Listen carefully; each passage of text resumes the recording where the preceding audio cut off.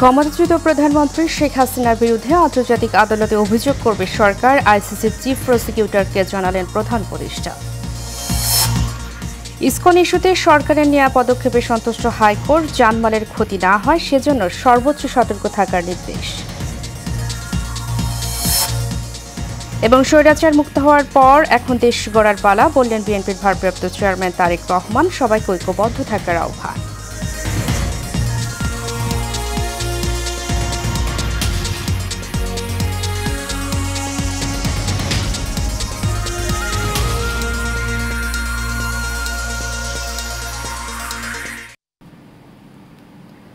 স্বাগত এশিয়ান নিউজে, সাথে আছি আমি উর্মি আক্তার। এতক্ষণ শুনছিলেন বিআরবি কেবল ইন্ডাস্ট্রিজ লিমিটেড সংবাদ শিরোনাম। এবারে চলে যাব পুরো খবরে।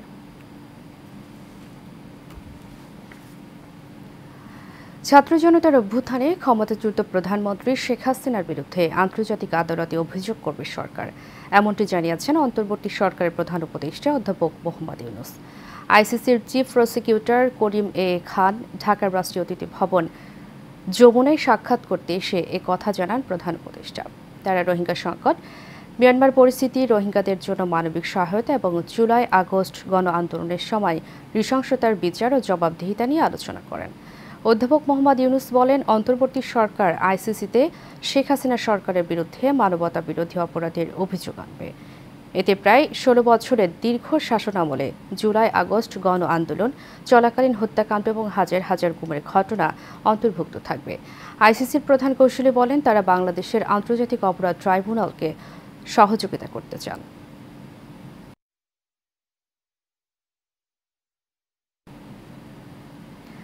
ইসকনের বিষয়ে সরকার কঠোর অবস্থানে রয়েছে বলে হাইকোর্টকে জানিয়েছেন রাষ্ট্রপক্ষের আইনজীবী। গতকাল বিচারপতি ফারহা মাহবুব, বিচারপতি দেবাশিস রায়চৌধুরীর হাইকোর্ট বেঞ্চ এ তথ্য জানানো হয়।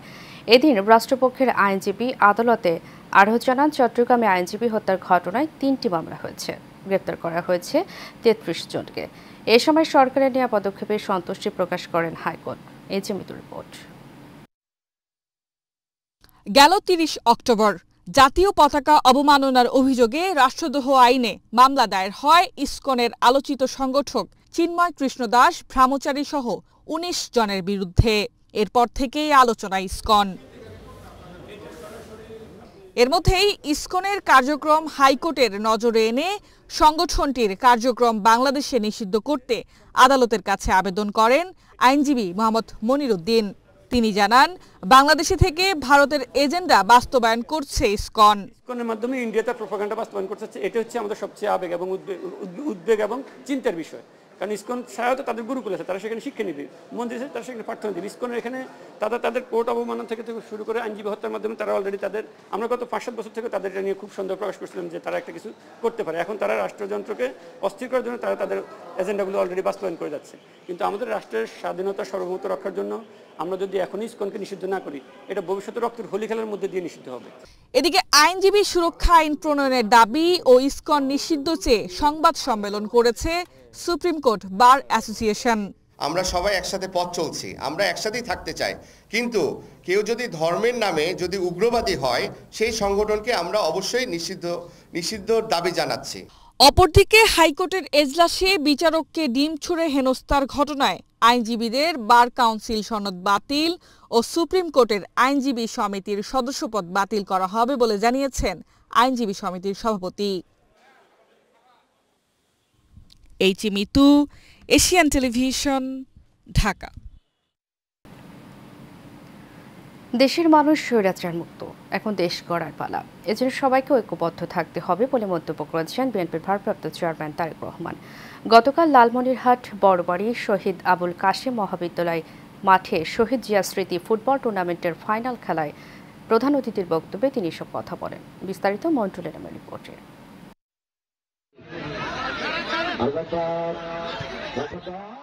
লালমনিরহাট বড়বাড়ি শহীদ আব্দুল কাশেম মহাবিদ্যালয় মাঠে শহীদ জিয়া স্মৃতি ফুটবল টুর্নামেন্টের ফাইনাল খেলার আয়োজন করা হয়। এতে প্রধান অতিথি হিসাবে বিএনপির ভারপ্রাপ্ত চেয়ারম্যান তারেক রহমান ভার্চুয়ালি যুক্ত হন। এ সময় বিএনপির ভারপ্রাপ্ত চেয়ারম্যান বলেন, আগামীতে দল মত নির্বিশেষে সবাইকে নিয়ে আমরা এক নতুন বাংলাদেশ গড়তে চাই। সেখানে সবাইকে মূল্যায়ন করা হবে তার যোগ্যতা ভিত্তিতে। এই জন্যে ঐক্যবদ্ধ থাকার বিকল্প নেই বলেও জানান তিনি। যে সকল জেলা থেকে এখানে একত্রিত হয়েছেন নেতৃবৃন্দ, আপনাদেরকে অনুরোধ করব, আপনারা আজ এখানে যা দেখে গেলেন, আপনারা দয়া করে চেষ্টা করবেন নিজ নিজ এলাকাতেও যেন এই ধরনের টুর্নামেন্ট অনুষ্ঠানের আমরা আয়োজন করতে পারি। তারেক রহমান আরও বলেন, যে ব্যক্তি যে বিষয়ে মেধাবী তার মেধাকে মূল্যায়ন করে সেই বিষয়ে দক্ষ করে গড়ে তোলা হবে। সমাজে মোটামুটিভাবে একটি ধারণা আছে যে পড়ালেখা করতে হবে, পড়ালেখার পাশাপাশি ভালো ইঞ্জিনিয়ার হতে হবে, ডাক্তার হতে হবে। আমাদের সামাজিক গঠনটাই এরকম, সমাজের সামাজিক গঠনটা। কিন্তু ব্যক্তিগতভাবে আমি মনে করি যে একজন মানুষকে যার মধ্যে খেলোয়াড় হিসেবে মেধা আছে তাকে যদি আমরা সঠিকভাবে গড়ে তুলতে পারি, সে যদি একজন প্রফেশনাল খেলোয়াড় হতে পারে, তাহলে সেই পেশার মাধ্যমেও সে তার পরিবারকে সাপোর্ট করতে সক্ষম হবে। দেশের মানুষের ভিতর থেকে, ভবিষ্যৎ প্রজন্মের ভিতর থেকে যাতে আমরা প্রফেশনাল খেলোয়াড়, প্রফেশনাল সাংস্কৃতিক কর্মীও গড়ে তুলতে পারি, সেই লক্ষ্যে যাতে আমরা সফল হতে পারি, সেই প্রত্যাশা আমি আপনাদের সকলকে সাথে নিয়ে সেই প্রত্যাশা রাখতে চাই। Mondal Enam, Asian television, Dhaka. বাংলাদেশে পরিবেশ বান্ধব ই-ভেহিকল আমদানির সরবরাহ বাড়ানোর আহ্বান জানান রূপায়ণ গ্রুপের কো চেয়ারম্যান মাহির আলী খান রাতুল। রূপায়ণ সিটি উত্তরায় রূপায়ণ সিটির প্রিমিয়াম কার শো অনুষ্ঠানের উদ্বোধনী অনুষ্ঠানে এসব কথা বলেন তিনি। এ সময় রূপায়ণ গ্রুপের অর্জিত সুনাম ধরে রাখার আহ্বান জানান মা এন্টারপ্রাইজের ব্যবস্থাপনা পরিচালক মোহাম্মদ মহসিন খান। মোহাম্মদ শাহজাহানের ক্যামেরায় কাউসার আহমেদের রিপোর্টে থাকছে বিস্তারিত। যেখানে দেশের আবাসন প্রকল্পগুলোতে জায়গা সংকটের কারণে যত্রতত্র গাড়ি পার্কিং করার কথাই ভাবা যায় না, সেখানে রূপায়ণ গ্রুপের প্রতিষ্ঠান রূপায়ণ সিটিতে মা এন্টারপ্রাইজ আয়োজন করেছে বেশ কয়েকটি কোম্পানির গাড়ির প্রদর্শনীর। রূপায়ণ গ্রুপ আবাসনে গতানুগতিক ভাবনার যে পরিবর্তনের ছোঁয়া লাগিয়েছে সেটি জিয়ে রাখতেই এই আয়োজন বলে জানান গ্রুপের মার্কেটিং ডিরেক্টর অমিত চক্রবর্তী। সে কারণেই এই প্রকল্পে মা এন্টারপ্রাইজ গাড়ির প্রদর্শনী করেছে বলে জানান প্রতিষ্ঠানের এক্সিকিউটিভ ডিরেক্টর মুহতাসিমার রাফিদ। মানুষ কিন্তু চায় নিজের লাইফস্টাইলটাকে ফুলফিল করতে, সেই ফুলফিলনেসের জন্য বা কমপ্লিটনেসের জন্যে আমরা এই ধরনের সাস্টেইনেবল ব্র্যান্ডগুলোকে, এটা শুধু গাড়ি না, ভবিষ্যতে আমরা আরও বিভিন্ন রকম লাইফস্টাইল রিলেটেড সাস্টেইনেবল বা এনভায়রনমেন্ট ফ্রেন্ডলি এবং মানুষের জন্য অ্যাফোর্ডেবল সেই বিষয়গুলোকে প্রমোট করে যাব। We hope that together we can collaborate for this community and also outside this community. And we are also bringing the electric vehicles, and hopefully our people will love them and they will make transportation very affordable. এর আগে রূপায়ণ city উত্তরার sky villa প্রাঙ্গণে 3 দিনব্যাপী রূপায়ণ city premier কার show আয়োজনের উদ্বোধন করেন রূপায়ণ গ্রুপের কো চেয়ারম্যান মাহির আলী খান রাতুল এবং মা এন্টারপ্রাইজের ব্যবস্থাপনা পরিচালক মোহাম্মদ মহসিন খান। এ সময় স্ব প্রতিষ্ঠানের ঊর্ধ্বতন কর্মকর্তারা উপস্থিত ছিলেন। এ সময় রূপায়ণ গ্রুপ যেমন বিশ্বের সাথে তাল মিলিয়ে অত্যাধুনিক আবাসন নির্মাণ করে যাচ্ছে, তেমনি মা এন্টারপ্রাইজকেও পরিবেশবান্ধব বিভিন্ন গাড়ি নিয়ে কাজ করায় তাদেরকে সাধুবাদ জানান রূপায়ণ গ্রুপের কো চেয়ারম্যান মাহির আলী খান রাতুল। রূপায়ণ গ্রুপ আবাসন খাতে একটি সুনামধন্য প্রতিষ্ঠান এবং বাংলাদেশে রিয়েল এস্টেট সেক্টরে রূপায়ণ গ্রুপের বেশ অবদান রয়েছে আবাসন খাতটাকে পরিবর্তন করার ক্ষেত্রে। তা আমরা আশা করি যে বেইকের সাথে আমরা যে এমইউটা সম্পন্ন করছি সেখানে বেইক এবং রূপায়ণ শুধু বিক্রয় নয়, আবাসন খাতে এবং অটোমোবাইলের সমন্বয়ের মাধ্যমে নতুন কি সার্ভিসেস নিয়ে আসা যায়, যেটা নাকি প্রোডাক্ট ডেভেলপমেন্ট এবং সার্ভিসেস রিলেটেড ইনোভেশন, এই বিষয়গুলো নিয়েও আমরা জয়েন্টলি যেন কাজ করতে পারি, সেটা আমাদের একটি উদ্দেশ্য থাকবে। বিগত বছরগুলোতে রূপায়ণ গ্রুপের অর্জিত সুনাম যাতে আগামীতেও ধরে রাখতে পারে সেই আহ্বান জানান মা এন্টারপ্রাইজের ব্যবস্থাপনা পরিচালক মোহাম্মদ মহসিন খান। ঠিক আপনাদের ক্ষেত্রেও আপনাদের যে ব্যবসা, এটা তো ব্যবসা, আমরা ব্যবসা করতে বসছি, এই রিপুটেশনটাকে আপনাদেরকেও কিন্তু ধরে রাখতে হবে। কাজেই এই সার্ভিস বিজনেসটা কিন্তু রিপুটেশন, সার্ভিসের উপর। আমি যদি ভালো সার্ভিস দিই, আমি ভালো কাস্টমার পাবো, মানুষের দোয়াও পাবো। কিন্তু অনুষ্ঠানে পরিবেশের ভারসাম্য রক্ষা হয় এই ধরনের গাড়ি আমদানির আহ্বান জানান রূপায়ণ গ্রুপের উপদেষ্টা সাদাত সেলিম। এসব বিষয় প্রাধান্য দিয়েই মা এন্টারপ্রাইজ গাড়ি আমদানি করে বলে জানান প্রতিষ্ঠানের উপদেষ্টা Sanowar Uddin. The discharge from the automobiles, particularly the CFC, the carbon fluorocarbon, is causing this damage and this global warming. I think What I heard little about from the officials of the My Enterprise that they will be assembling and promoting the electrical vehicles. This is what is good for not only for the country, for the entire world. I wish this show a success. With your kind blessing and with the prayers of Almighty Allah, we will be able to fulfill all the criteria. And we are also bringing the new vehicles like JMEV, and we have also an automobile, that means an electric vehicle assembling plant in the high-tech park in Gazipur, that means in Kapashia. রূপায়ণ city সর্বদা তাদের গ্রাহকদের জন্য সর্বোচ্চ জীবনমান নিশ্চিতে আন্তরিকতার সাথে কাজ করে যাচ্ছে। এই ধারাবাহিকতায় বিভিন্ন সময়ে নানান আয়োজন করে থাকে প্রতিষ্ঠানটি। এ সময় রূপায়ণ গ্রুপের উপদেষ্টা অবসরপ্রাপ্ত ক্যাপ্টেন পিজে উল্লাহ অতিথিদের প্রতিষ্ঠানে বিভিন্ন সুযোগ সুবিধা ঘুরে দেখান। কাউসার আহমেদ, এশিয়ান টেলিভিশন, ঢাকা।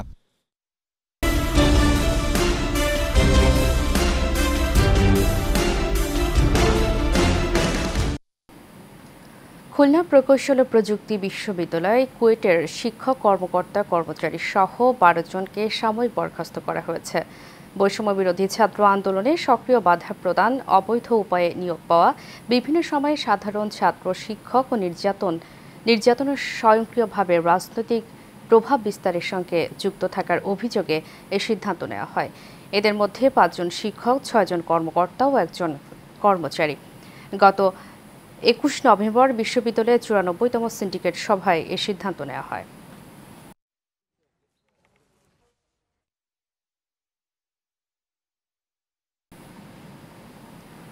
গাজীপুরের শ্রীপুরে মামার হাতে ভাগ্নে খুনের খবর পাওয়া গেছে। বৃহস্পতিবার শ্রীপুর পৌরসভার 7 নম্বর ওয়ার্ডের দোখলা গ্রামের লিচুবাগান এলাকায় এ ঘটনা ঘটে। নিহত শাহরিয়ার নেত্রকোনা জেলার আটপাড়া থানার চাইকাতিয়া গ্রামের ললিত মিয়ার ছেলে। তিনি শ্রীপুরের লিচুবাগান এলাকার আব্দুল হায়ের বাড়িতে ভাড়া থেকে স্থানীয় একটি টেক্সটাইল কারখানায় চাকরি করতেন। পুলিশ ও স্থানীয়রা জানায় মামার রনি ও ভাগ্নে শাহরিয়ার ঘরে কথা বলছিলেন। এক পর্যায়ে তাদের মধ্যে কথা কাটাকাটি হয়। এ সময় শাহরিয়ার ঘর থেকে বাইরে আসে। পরে রনি বাইরে এসে আবার শাহরিয়ারের সাথে তর্কে জড়িয়ে পড়ে। এক পর্যায়ে তাদের মধ্যে হাতাহাতি হলে মামা ভাগ্নেকে একাধিকবার ছুরিকাঘাত করে পালিয়ে যায়। ভয়াবহ বন্যায় ভেঙে যাওয়া এলজিডি কাঁচা সড়ক মেরামত হয়নি 10 বছরেও। রাস্তার মাঝে সৃষ্টি হচ্ছে বিশাল ডোবা। এতে চরম দুর্ভোগ পোহাতে হয় স্থানীয়দের। এমন দৃশ্য জামালপুরের বকশীগঞ্জ উপজেলার সাধুরপাড়া ইউনিয়নের আরচাকান্দি গ্রামে। যদিও সংশ্লিষ্টরা বলছেন দ্রুত নেওয়া হবে ব্যবস্থা। মোস্তফা গাজীর রিপোর্টে জানাচ্ছেন আরফ ইসলাম হিমু। 2014 সালের বন্যায় ভেঙে তছনছ হয়ে ডোবায় পরিণত হয় জামালপুরের বকশীগঞ্জ উপজেলার সাধুরপাড়া ইউনিয়নের আচ্চাকান্দি গ্রামের অন্যতম গুরুত্বপূর্ণ সড়কটি।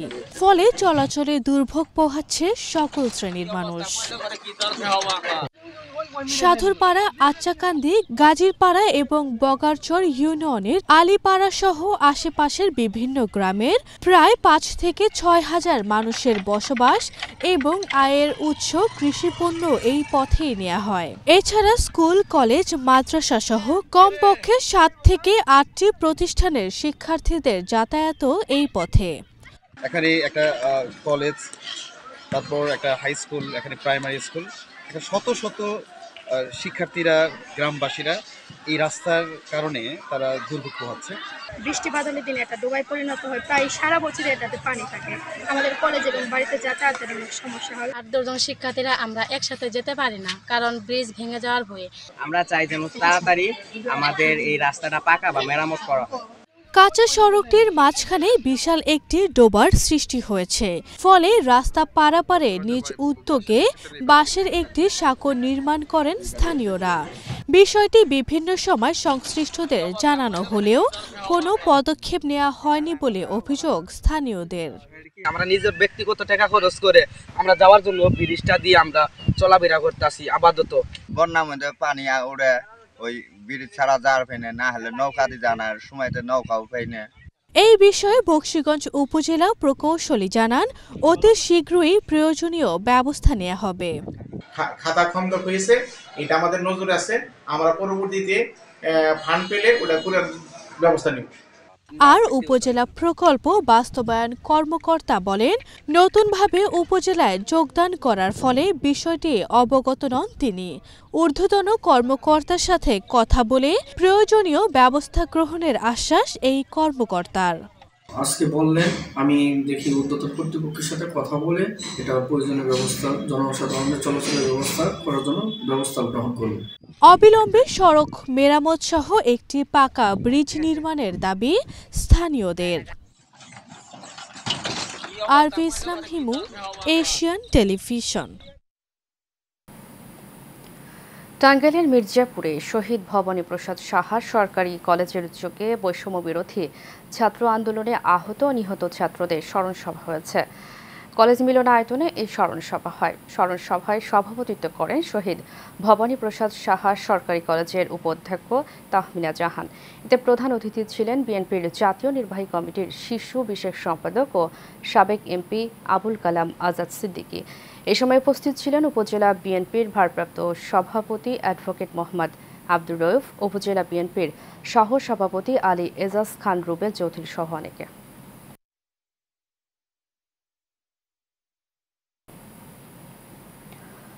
নরসিংদীর রায়পুরা থানা পুলিশের সাথে সনাতন ধর্মাবলম্বীদের সমসাময়িক বিষয়ে মতবিনিময় সভা হয়েছে। সভায় সভাপতিত্ব করেন থানার ভারপ্রাপ্ত কর্মকর্তা আব্দুল জব্বার। এ সময় বক্তব্য রাখেন উপজেলা পূজা উদযাপন পরিষদের সভাপতি অ্যাডভোকেট চন্দন কান্তি সাহা, সাধারণ সম্পাদক তাপস বিশ্বাস, জেলা পূজা উদযাপন পরিষদের সদস্য সবুজ নন্দী সহ অনেকে। এ সময় বক্তারা কারো ইন্ধনে বা কোনো রাজনৈতিক স্বার্থ হাসিলে অপ্রীতিকর ঘটনা যেন না ঘটে সেজন্য সচেতনতা বৃদ্ধি এবং সম্মিলিতভাবে পদক্ষেপ গ্রহণের উপর গুরুত্ব আরোপ করেন।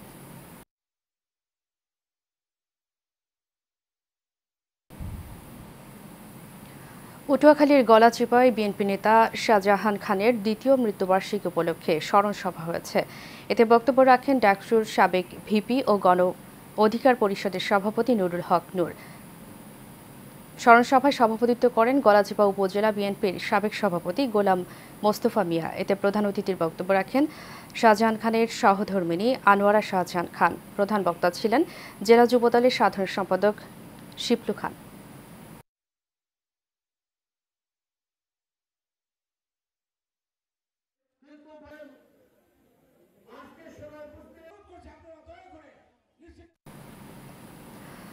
নারায়ণগঞ্জ রূপগঞ্জে ঐতিহাসিক জাতীয় বিপ্লব ও সংহতি দিবস এবং মাদক, সন্ত্রাস, চাঁদাবাজ, নৈরাজ্য ও দখলবাজদের বিরুদ্ধে আলোচনা প্রতিবাদ সমাবেশ করা হয়েছে। উপজেলার সরকারি মুরাপাড়া কলেজ শাখা ছাত্রদলের আয়োজনে সরকারি মুরাপাড়া কলেজের অডিটোরিয়ামে এই আলোচনা হয়। মুরাপাড়া কলেজ শাখা ছাত্রদলের সাবেক আহ্বায়ক শাওন ভুইয়ার সভাপতিত্বে ও সরকারি মুরাপাড়া কলেজ শাখা ছাত্রদলের সাবেক আহ্বায়ক সদস্য জলিলের সঞ্চালনায় প্রধান অতিথি ছিলেন বিএনপির জাতীয় নির্বাহী কমিটির সদস্য মোস্তাফিজুর রহমান ভুইয়া দীপু।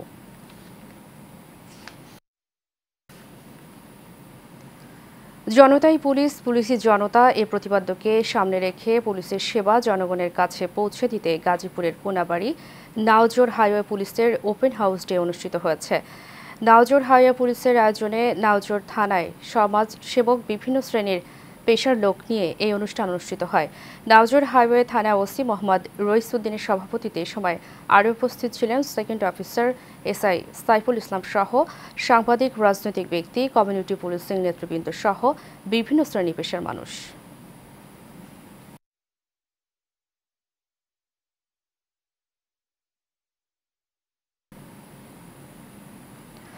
গাজীপুরের বাসনে বিএইচটি রোডে হালিমাতুস সাদিয়া নূরজাহান মহিলা মাদ্রাসা ও আলিমউদ্দিন মন্ডল বায়তুল কুরআন মাদ্রাসার উদ্যোগে ওয়াজ মাহফিল হয়েছে। রাশিদা মেমোরিয়াল স্কুল সংলগ্ন মাঠে হাজী মমতাজ উদ্দিন সরকারের সভাপতিত্বে এবং প্রতিষ্ঠানের পরিচালক মুফতি সাইফুল ইসলাম সাইফির ব্যবস্থাপনায় এতে প্রধান বক্তা ছিলেন মাওলানা জাহাঙ্গীর আলম আইয়ুবী। এ সময় উপস্থিত ছিলেন হাজী ইউনুস আলী দীপু সহ অনেকে।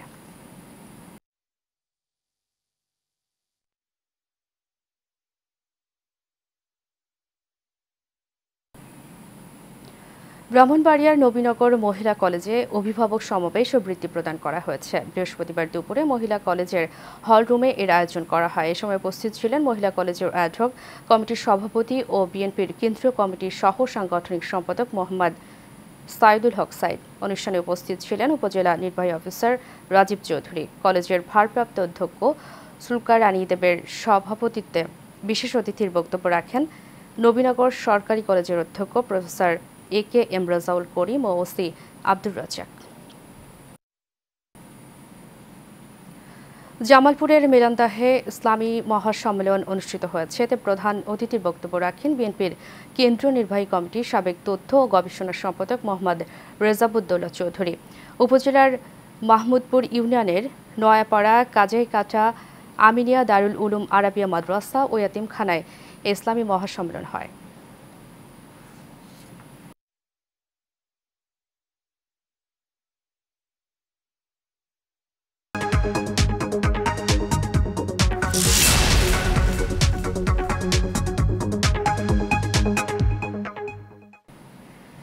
আন্তর্জাতিক মানদণ্ড অনুযায়ী ঋণ কার্যক্রমের উদ্যোগ নিয়েছে বাংলাদেশ ব্যাংক। নতুন সংখ্যা অনুযায়ী কোনো ঋণ বা ঋণের কিস্তি নির্ধারিত সময়ের মধ্যে পরিশোধিত না হলে পরদিন থেকে মেয়াদ উত্তীর্ণ হবে। পরিশোধ বা নবায়ন করা না হলে 3 মাস পর্যন্ত ঋণ মেয়াদ উত্তীর্ণ থাকবে। 3 মাস পর থেকে তা খেলাপি হিসেবে চিহ্নিত হবে। এ বিষয়ে বুধবার বাংলাদেশ ব্যাংক থেকে একটি সার্কুলার জারি করে বাণিজ্যিক ব্যাংকগুলোর প্রধান নির্বাহীদের কাছে পাঠানো হয়েছে। নতুন এই নীতিমালা আগামী বছরের 1 এপ্রিল থেকে কার্যকর হবে। আগের ঋণের ধরন অনুযায়ী বিভিন্ন সময়ে খেলাপি হিসেবে চিহ্নিত করা হতো। এখন সব ধরনের ঋণই 3 মাস মেয়াদ উত্তীর্ণ থাকার পর পরিশোধিত বা নবায়ন করা না হলে তা খেলাপি হয়ে যাবে। বর্তমানে মেয়াদি ঋণ সহ কিছু ঋণ খেলাপি হচ্ছে মেয়াদ উত্তীর্ণ হওয়ার 6 মাস পর।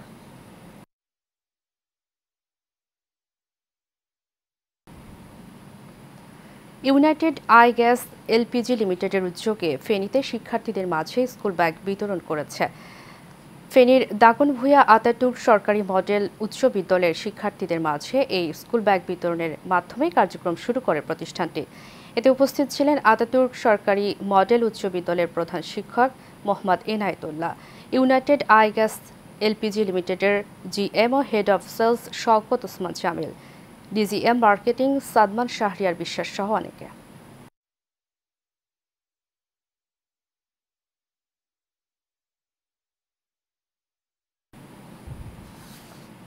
শেষ করব এশিয়া নিউজ। তারিখে BRB কেবল ইন্ডাস্ট্রিজ লিমিটেড সংবাদ শিরোনাম পড়ে জানাবো আরও একবার।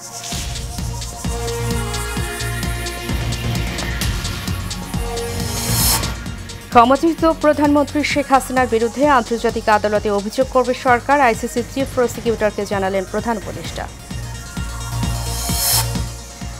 ইসকন ইস্যুতে সরকারের নেওয়া পদক্ষেপে সন্তুষ্ট হাইকোর্ট, যানবাহনের ক্ষতি না হয় সেজন্য সর্বোচ্চ সতর্ক থাকার নির্দেশ। এবং স্বৈরাচার মুক্ত হওয়ার পর এখন দেশ গড়ার পালা, বললেন বিএনপির ভারপ্রাপ্ত চেয়ারম্যান তারেক রহমান। সবাইকে ঐক্যবদ্ধ থাকার আহ্বান।